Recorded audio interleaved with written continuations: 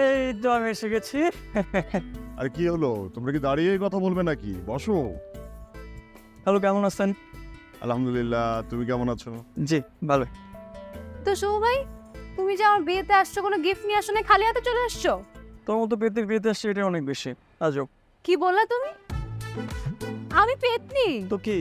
খালা মনে ও কিন্তু আসার সাথে সাথে শুরু করে দিছে। শুরু করেছিস তোরা? তোরা থাম তো।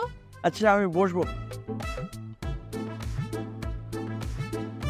বুঝুন এত বড় হয়ে গেছে, তারপরেও এখনো ওদের ছেলে মানুষই গেল না। আচ্ছা দুলা ভাই, নেহার তো বিয়ের সাথে সব ঠিকঠাক, তো অনুষ্ঠান কোথায় করবেন ভেবেছেন কিছু? আমাদের সেক্টরের মধ্যে খুব সুন্দর একটা কমিউনিটি সেন্টার আছে। আমি ওদের সঙ্গে কথাও বলে রেখেছি।